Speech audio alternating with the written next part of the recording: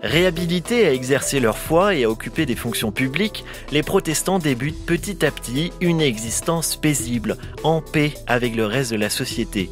En cette deuxième moitié du XIXe siècle, le protestantisme français peut enfin s'organiser sans risque de répression. Le tournant du siècle va leur apporter aussi la satisfaction de voir enfin la politique et la foi séparées, éloignées. Pour le protestantisme français, un âge de paix et de développement s'ouvre.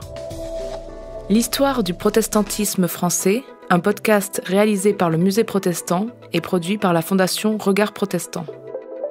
Épisode 7, le temps du renouveau. Pour ce 7e épisode de notre série consacrée à l'histoire du protestantisme, nous recevons aujourd'hui Valentine Zuber, directrice d'études à l'École pratique des hautes études à l'Université PSL. Vous êtes spécialiste de l'histoire des droits de l'homme, un sujet qui va nous intéresser particulièrement aujourd'hui. Bonjour. Bonjour. Monarchie, république, empire et république à nouveau, la deuxième moitié du XIXe siècle s'accélère et les régimes politiques se succèdent en France. Après la monarchie de Juillet, qui satisfait les protestants, la deuxième et éphémère république s'installe en France suite à la révolution de février 1848. Valentine Zuber, comment réagissent les protestants, inquiets, circonspects ? Alors les protestants, comme vous le disiez, s'accommodaient fort bien du régime précédent de monarchie constitutionnelle qui reflétait un peu leur conception du pouvoir politique pour la majorité d'entre eux, en tout cas pour les notables. Cette politique était évidemment incarnée par l'un d'entre eux, François Guizot, qui a longtemps été le premier ministre du roi Louis-Philippe.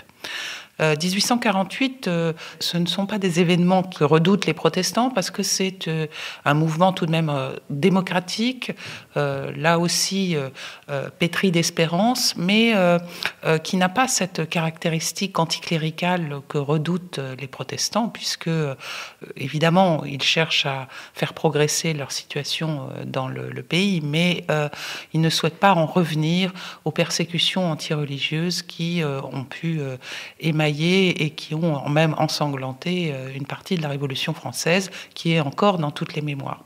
Donc 1848, c'est plutôt un temps d'espoir, un temps de participation.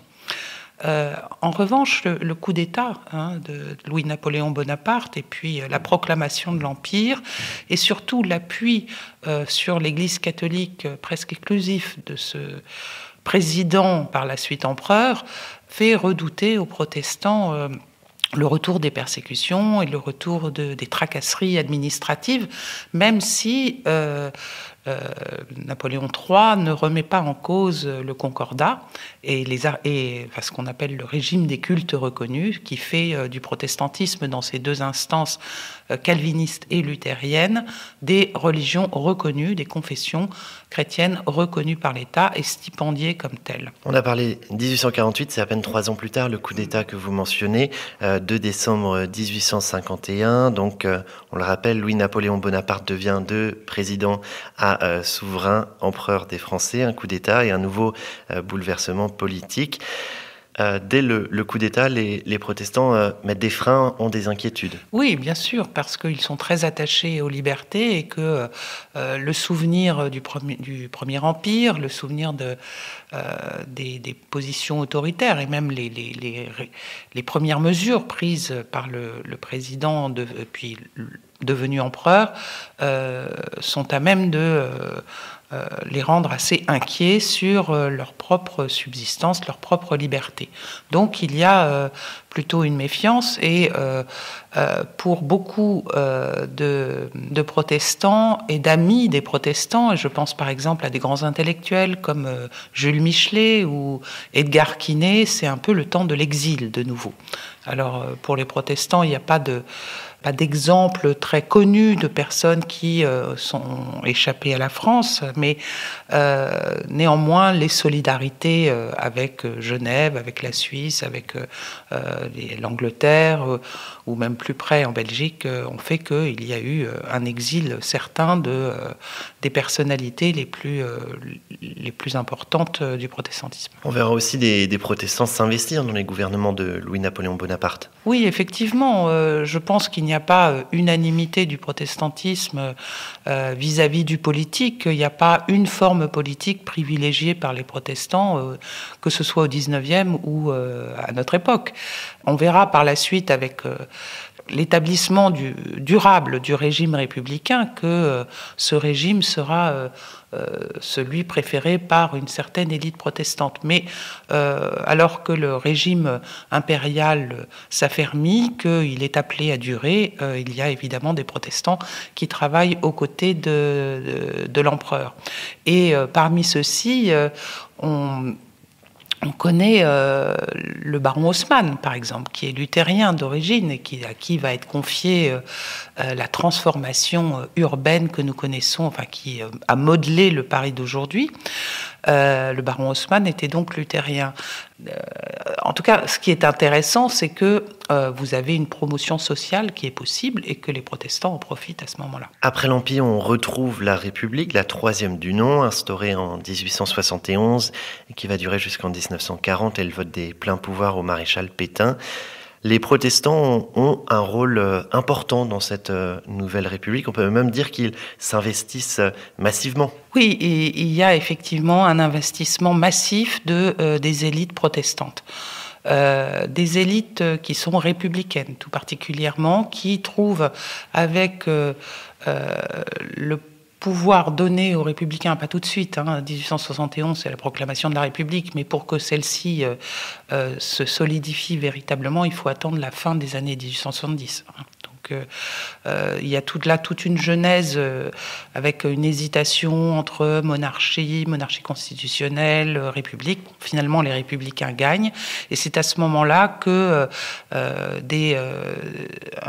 groupe de protestants ou d'origine protestante, parce que souvent ils sont passés à un certain d'agnosticisme ou d'athéisme, vont peupler les cabinets ministériels. C'est un soulagement, en tout cas, cette proclamation et l'instauration progressive de la République en France? C'est un soulagement qu'encore une fois, je vous disais, les protestants ne sont pas pour telle ou telle forme de gouvernement. La forme de la monarchie constitutionnelle leur convenait tout particulièrement parce qu'elle garantissait une certaine stabilité, un gouvernement des notables, et voilà, ils craignaient beaucoup, pour la plupart, le pouvoir du peuple. Pour ça, les protestants étaient plutôt dans les catégories socio-professionnelles aisées, donc ils n'étaient pas des communistes ou des socialistes échevelés, bien au contraire. Donc moins importe le régime, qu'il soit républicain ou monarchiste, que stable, et qui leur permet surtout de faire des affaires. Parce que faut pas oublier aussi qu'il y a une grande importance dans la communauté protestante de la banque, du commerce et toutes ces sortes de choses qui nécessitent une paix sociale. Un des héritages les plus importants de la Troisième République, c'est l'enseignement primaire, l'école laïque, gratuit, obligatoire. On voit là des protestants à la manœuvre. Oui, alors de la même façon, c'est intéressant, c'est une continuité. En fait, ce combat pour l'instruction, il a commencé avec François Guizot. C'est lui qui a créé les écoles primaires dans tous les départements, enfin dans toutes les communes, une école normale d'instituteurs dans tous les départements. Puis ça a été redoublé, ça c'était pour les garçons, puis ça a été redoublé pour les filles dans les années qui ont suivi. Donc c'est bien un protestant qui est à l'origine de cela. Tout naturellement, ces élites protestantes qui vont s'engager dans le gouvernement républicain, eh bien, on va les retrouver autour de l'école, autour des problèmes des modalités de la transmission, évidemment pas de la transmission religieuse, puisque c'est l'école d'État qu'on est en train de construire, et pour contrer l'influence qu'ils jugent délétère de l'Église catholique, eh bien, ils vont s'engager fermement et résolument dans le combat pour l'école laïque. Alors, qu'est-ce que ça veut dire l'école laïque? Dans leur esprit, ce n'est pas une école qui considère que les croyances religieuses doivent être éliminées dans l'espace public. C'est pas du tout ça. Il faut bien comprendre que ces premiers inspirateurs, ces premiers fondateurs de l'école laïque veulent créer une laïque qui soit une école pour tous. C'est ça qui est important, c'est-à-dire pas seulement les élites, mais aussi les enfants du peuple. Une école qui éduque à la démocratie, à la citoyenneté, et une école qui n'est pas inféodée à une dogmatique ou une religion particulière, donc émancipée du catholicisme largement majoritaire encore en France à la fin du XIXe siècle. Et ce qui veut dire que l'école qui a été créée, elle est laïque dans ses programmes. Ça veut dire simplement que les matières qui sont enseignées sont des matières non religieuses. Donc voilà ce que c'est que l'école laïque. Et pour les protestants, c'est extrêmement favorable parce que c'est la reconnaissance de la liberté de conscience et de la liberté de religion de tous qui donne la même éducation à tous les enfants de la République, mais en même temps leur permet là aussi d'avoir une transmission religieuse de leur choix libre par les familles. Libre, liberté, c'est un mot qu'on retrouve dans un discours qu'on va écouter tout de suite, un discours prononcé par Jules Ferry pour l'inauguration en novembre 1879 de la faculté protestante de théologie de Paris. Le protestantisme a été dans l'histoire moderne la première forme de la liberté. Notre évangile politique est aussi le vôtre. La révolution de 1789, dont notre République est le développement logique, a été faite en partie par vous. Elle est pour vous la date de l'affranchissement définitif.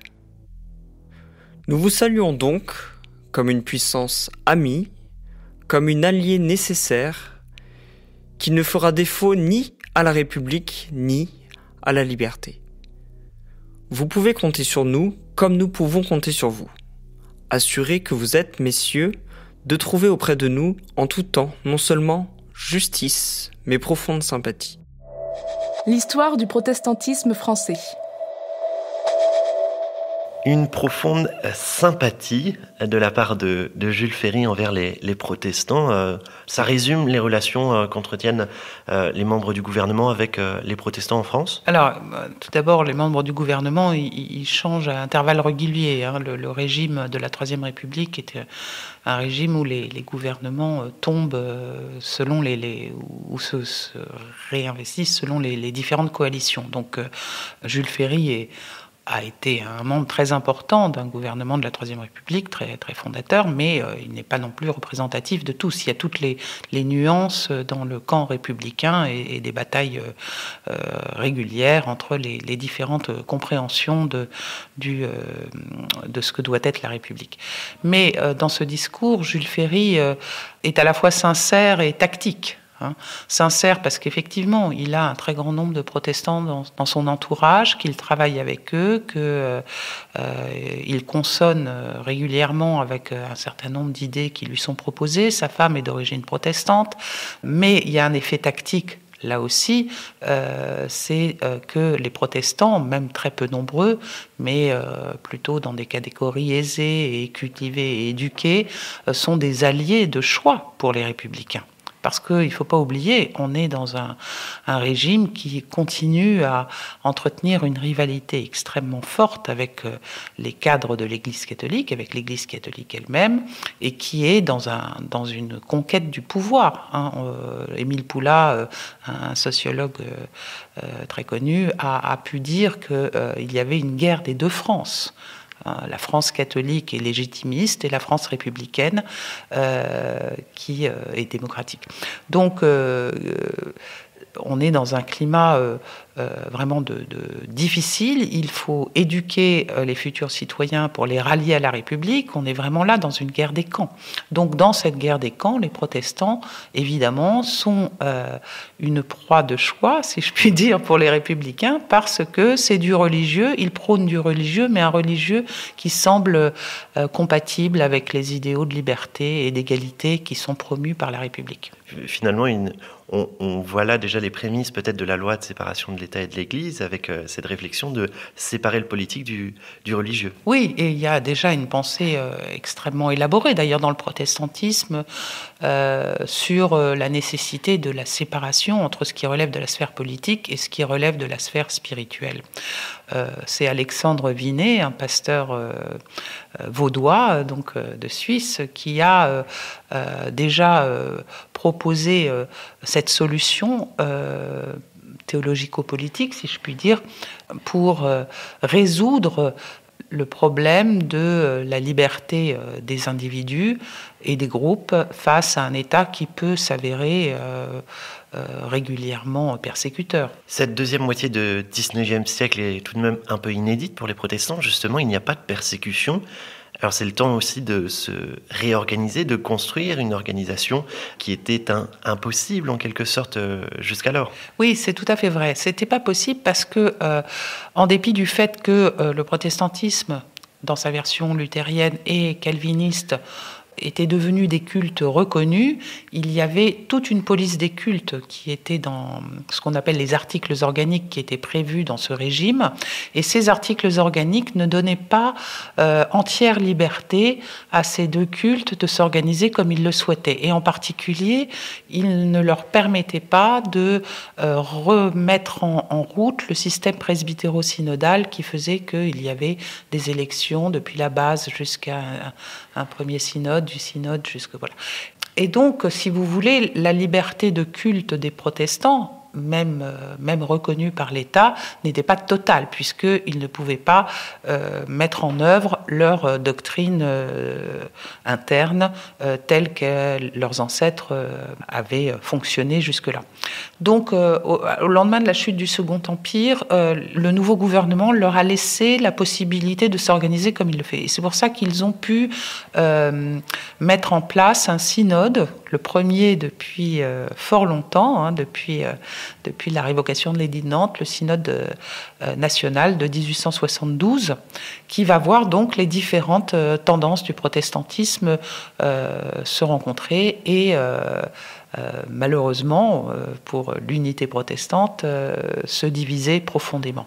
Et donc, il va y avoir plusieurs groupements d'églises qui vont surgir de ce synode national, et donc un éparpillement, finalement, des communautés protestantes entre les différentes sensibilités. Cette dispersion, cette désunion va se résoudre plus tardivement, en 1938, avec la création de l'Église réformée de France. La République reste un régime disputé en France et une affaire secoue, ébranle et déchire la France de cette fin de 19e siècle. Elle tient en un nom, Dreyfus, le capitaine Alfred Dreyfus, un honorable juif alsacien, militaire de carrière, accusé à tort d'espionnage et de haute trahison. En 1894, un procès truqué amène à sa condamnation au bagne et à la dégradation. L'affaire Dreyfus n'éclate, elle, réellement que quelques années plus tard, en 97 et 98. On va évoquer le rôle et la position des protestants dans cette affaire Dreyfus. Première remarque, on a commencé cette série d'entretiens, Valentine Zuber, en évoquant le pamphlet horrible de Martin Luther contre les Juifs. La situation est complètement inverse ici. Les protestants sont en soutien d'Alfred Dreyfus, et ce, dès le début. Oui, il y a une solidarité, je dirais, de minorité à minorité. Donc, il y a une prise de conscience et un refus absolument majeur de l'antisémitisme qui est virulent à l'époque. Il ne faut pas oublier que les pamphlets anti-juifs sont légion un peu partout dans le monde, mais tout particulièrement en France, et que cette affaire Dreyfus a été l'acmé de l'antisémitisme français. Le deuxième, je pense, aura lieu à la fin des années 30. Mais on est là vraiment dans une période de crise fondamentale.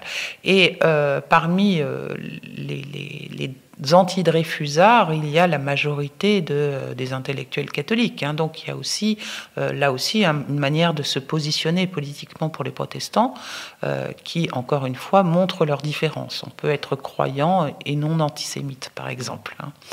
Donc il y a des personnes tout à fait honorables qui vont être des acteurs majeurs du camp Dreyfusard. Et le premier d'entre eux, je dirais, c'est le président du Sénat, c'est Auguste Scheurer-Kestner, qui va vraiment appuyer sur le plan politique la demande de révision du procès d'Alfred Dreyfus. Autre protestant incontournable de cette affaire, c'est Francis de Pressensé, l'un des fondateurs et premier président de la Ligue des droits de l'homme en 1898. Oui, Francis de Pressensé, qui est donc le fils d'un pasteur de type plutôt évangélique, orthodoxe, mais encore un pasteur extrêmement actif dans sa vie. Donc Francis de Pressensé va devenir un républicain fervent. Est-ce qu'il est encore protestant ? À part sa filiation, c'est une vraie question qui est débattue par les historiens, parce qu'il a été même tenté à une époque de se convertir au catholicisme, et puis ensuite il est devenu socialiste, et enfin il est aussi connu pour avoir proposé un projet de séparation des églises et de l'État qui était assez anticlérical, bon. Donc c'est une personne passionnante, mais là encore c'est tout le problème de l'historien du XIXe siècle, c'est de savoir si ces protestants, qui souvent ne pratiquent plus, sont encore des protestants. En tout cas, pour les polémistes anti-Dreyfusards, il y a bien un bloc protestant qui soutient Dreyfus. Ils vont même dénoncer la collusion entre les protestants et les juifs. Oui, tout à fait. Et c'est ce que nous avions retracé avec Jean Bobéro il y a quelques années dans un livre qui s'appelle « Une haine oubliée ». L'antiprotestantisme en France avant le pacte laïque. Dans ce livre, nous avons pu détailler un très grand nombre de manifestations antiprotestantes qui s'apparentaient structurellement à de l'antisémitisme. Et donc étaient stigmatisés à la fois les juifs et les protestants, et en particulier on faisait des protestants des agents de l'étranger et donc des traîtres en puissance. Donc vous voyez les thématiques qui étaient proches. Cette doctrine de haine a disparu avec la normalisation, après la séparation des églises et de l'État, alors que l'antisémitisme malheureusement a perduré et a prospéré fort longtemps. Il y a même ce terme qui apparaît, le judéo-protestantisme. On peut citer 2 livres de cette période écrits par le nationaliste Ernest Renaud, Le péril protestant 1899 et La conquête protestante en 1900. Ça marque vraiment cette haine des protestants également qui saisit la France, une partie de la France. Il y a un phénomène dans cette période républicaine, d'affirmation républicaine, de laïcisation des institutions, de sécularisation de la société, enfin vraiment des phénomènes de déprise du religieux. Il y a un retour sur l'identité plus ou moins fantasmée, l'identité de la France, les 14 siècles de monarchie catholique. Et donc, il y a des mouvements nationalistes qui prennent le parti de s'affirmer catholique et donc contre les hérésies, contre les minorités qui menaceraient l'identité de la France. Il ne faut pas oublier qu'on est dans un contexte aussi d'humiliation nationale, avec la guerre de 1870 qui a été perdue, les réparations qui ont dû être payées à l'Allemagne, et puis ce nouveau voisin, l'Empire allemand, qui s'est construit sur cette défaite en partie, et puis la perte de l'Alsace, des 2 départements d'Alsace et du département de la Moselle. Donc il y a, si vous voulez,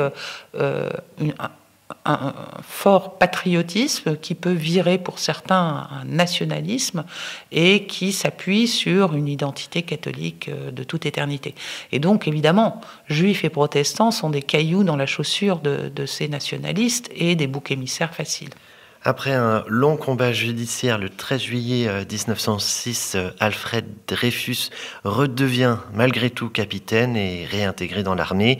C'est la fin de l'affaire. Je vous propose d'écouter ce qu'en dit le principal protagoniste, Alfred Dreyfus lui-même. Il avait été enregistré par Ferdinand Bruno pour les archives de la parole. Un témoignage rare, touchant, exceptionnel pour l'époque, mais tendez l'oreille. Le 20 juillet 1906 fut une belle journée de réparation pour la France et la République. Mon affaire était terminée. Tous ceux qui avaient combattu pour la justice et qui étaient encore parmi les vivants avaient pu recevoir de même la récompense des souffrances endurées pour la vérité. Il était certain qu'ils la trouveraient dans la satisfaction intime de conscience et dans l'estime que leur sacrifice leur avait mérité de la part de leurs contemporains. Et même s'ils parurent oubliés, ils ne furent pas les plus mal partagés, car ils ne luttèrent pas seulement pour une cause particulière, mais ils contribuèrent pour une large part à l'une des œuvres de relèvement les plus extraordinaires dont le monde était témoin. Une de ces œuvres qui retentissent jusque dans l'avenir le plus lointain, parce qu'elle aura marqué un tournant dans l'histoire de l'humanité, une étape grandiose vers une ère de progrès immense pour les idées de liberté, de justice et de solidarité sociale, obligeant les esprits à réfléchir et à changer graduellement d'idées sur une foule de questions dont on ne se serait pas soucié autrement.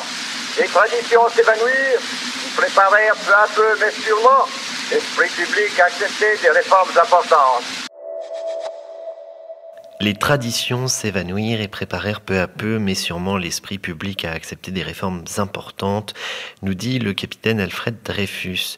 On va parler plus en détail, Valentine Zubert, d'une réforme majeure de cette période, la loi du 9 décembre 1905, qui instaure la séparation de l'Église et de l'État en France. C'est un bouleversement.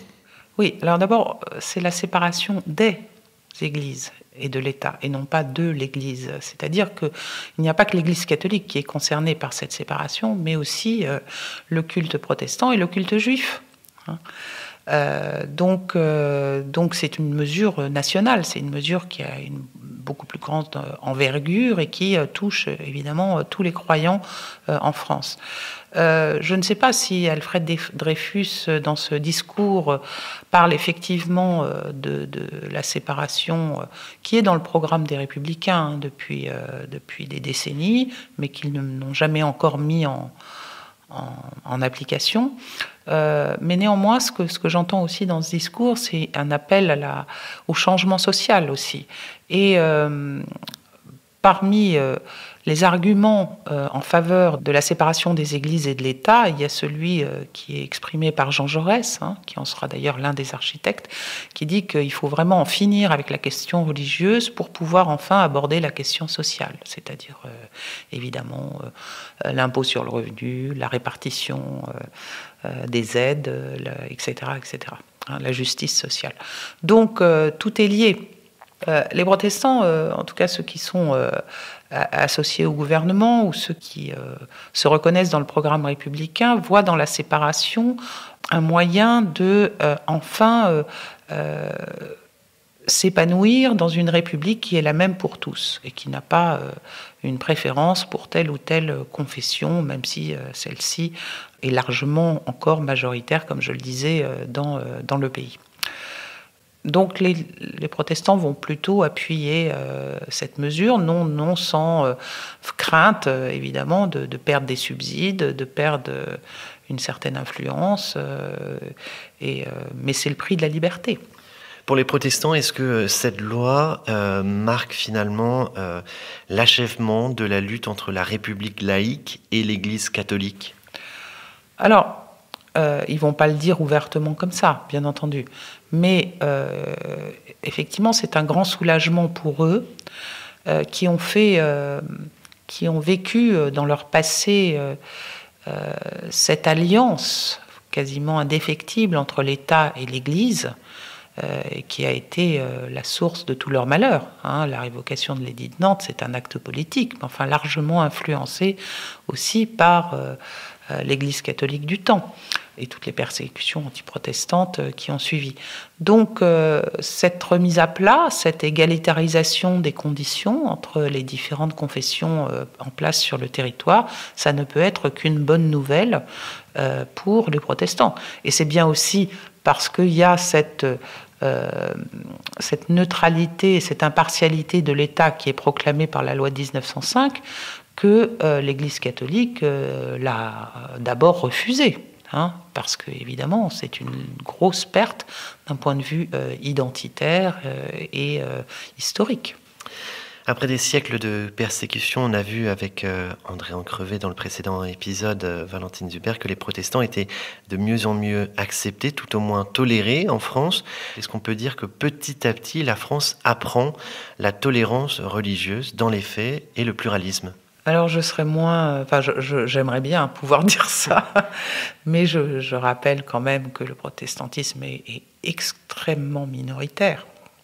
Et donc, il y a très peu de gens en France qui ont l'occasion de fréquenter des protestants.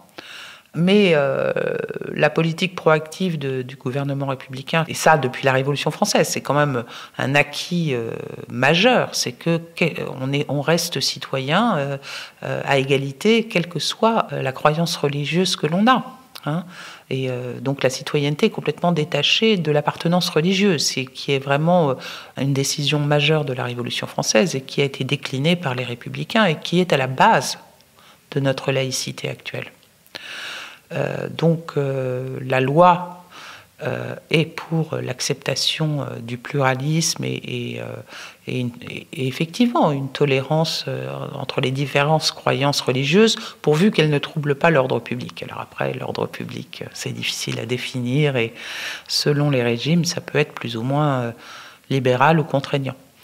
Donc oui, il y a, disons que les protestants sont devenus progressivement des citoyens comme les autres, à l'instar des juifs là aussi, et des musulmans actuellement. Mais il reste malgré tout en France un fort sentiment d'unité, que ce soit et une mythologie un petit peu autour de l'unité religieuse perdue, le catholicisme, l'unité politique aussi autour d'un républicanisme de type jacobin, etc. Terminons par une note positive tout de même. Ça marque quand même réellement la fin des persécutions et la fin de siècles de maltraitance de la part du pouvoir politique envers les protestants. Oui, on peut tout à fait dire ça. Et ce que j'ai oublié de dire à propos de la séparation, c'est que ça a énormément soulagé aussi toutes les petites églises protestantes indépendantes issues du Réveil qui, elles, ont continué d'être persécutées tout au long du XIXe siècle, brimées par des règlements administratifs, des inspections, etc. Et donc, on est vraiment là dans une ouverture à la liberté religieuse pour tous et toutes. Et pas seulement pour les cultes historiques. Et ça, pour les protestants, c'était extrêmement important aussi. Merci beaucoup Valentine Zuber. Je rappelle, vous êtes directrice d'études à l'École pratique des hautes études à l'Université PSL, spécialiste de l'histoire des droits de l'homme. Merci beaucoup. Merci à vous. L'histoire du protestantisme français, un podcast réalisé par le Musée protestant et produit par la Fondation Regard Protestant.